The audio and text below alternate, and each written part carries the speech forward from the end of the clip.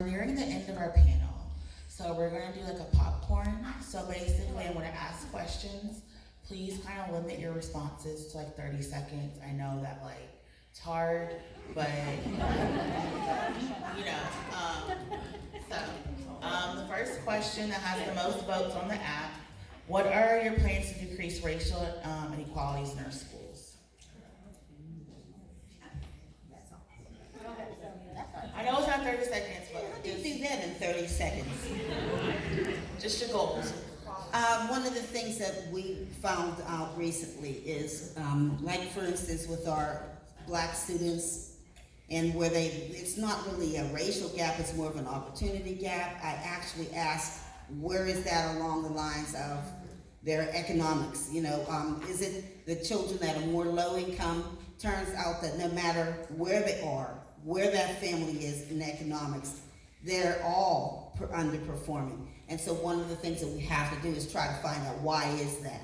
And it's not just Pittsburgh. This is something that's going on across the country. So why is that? It's obviously there's something we have to change in our educational system across the board. I think for the education piece, community schools is really important. Pittsburgh Public has been starting to do that, started with 5 schools. We've passed some legislation on the state level where we can fund a community school coordinator where they come into the school and they look at the wraparound services. What does that school need? And each school is different. Do they need an after-school program? Do they need a before-school program? Do they need laundry facilities? Do they need a dentist? Do they need ESL classes? What does that community need, and how do we wrap services that already exist in the community but are not coordinated and are not easily accessible for students and families, and how do we use those services to help lift students up? I mean, real quick, what needs to happen is those administrators who say out of their face that they wanted something to be different need to practice that.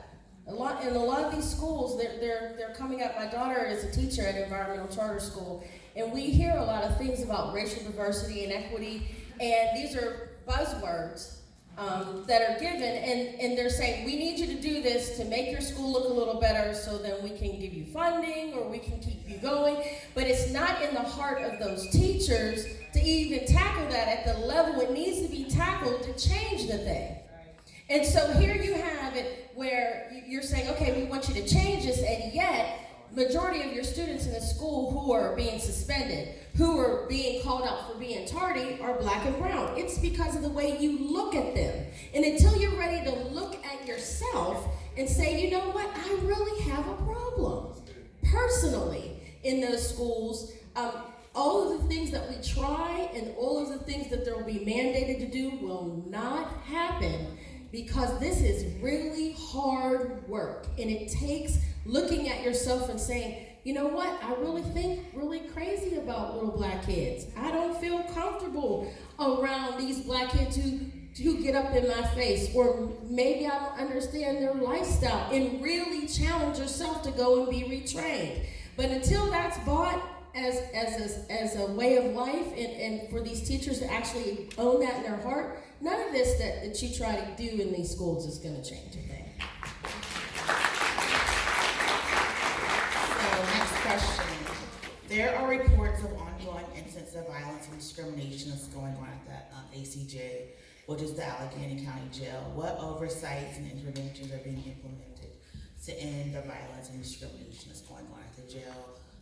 We know that trans women are being housed in solitary confinement, are being assigned to their birth sex and not their gender identity. We know people are lacking health care and resources. So what are some interventions that are going on? I mean, that's more than a 30-second answer also. There is a lot of injustices going on in the Allegheny County Jail right now. You mentioned some of them. We could have a whole panel just talking about that. There's county council has oversight of the jail, right? There's a jail oversight board that a lot of people don't know about that meets, the first Thursday of every month and is open to the public. And recently it's started to gain a little more traction, but anyone is free to come and show up and provide comments of the jail. And I think the more public engagement that jail oversight board gets, the more that the warden sits on it, is able to listen. The county executive sits on it when he decides to show up.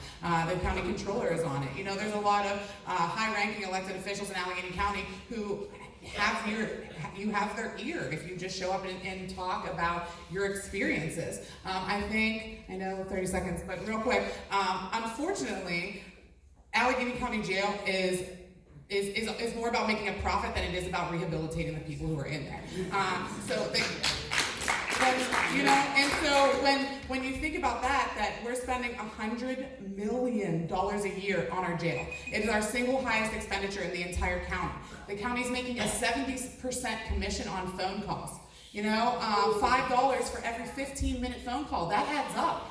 The 6 months I was there, my parents spent thousands of dollars, but because they could. You know how many people are sitting in jail right now who can't talk to their family members, can't talk to their spouses, can't talk to their kids, can't talk to any of their loved ones because they don't have the money to be able to do it, who are sitting in a cell right now starving because the jail doesn't provide an adequate healthy meals, so you have to buy commissary, but they don't have the resources to be able to do that because a 50-cent bag of Doritos out in the streets cost you almost $3 in jail, right? So when we talk about that it's more about money, we realize that the funds are there to be able to fix the jail. It just takes elected officials and leaders in power who are willing to make the tough decisions to make it a better place for the people that are in there.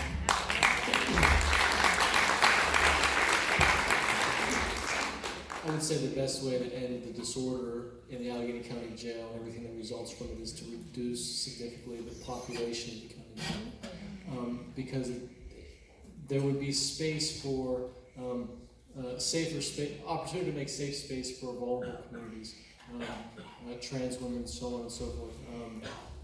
Folks who are suffering from addiction and mental health. I've been shocked at how easy it is to incarcerate someone, but how hard it is to find an alternative to that.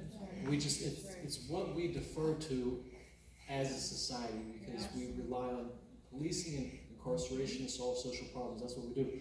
And it's just unbelievable how easy it is to say, you're going to be detained for this period of time, and not to say, detention isn't appropriate for you. You are suffering from a mental illness, there's some other facility that's more appropriate for your condition, for your circumstances. It's extremely difficult. So reduce the jail population. Hopefully part of that is alternatives to incarceration, particularly for folks suffering from mental illness and substance abuse disorders.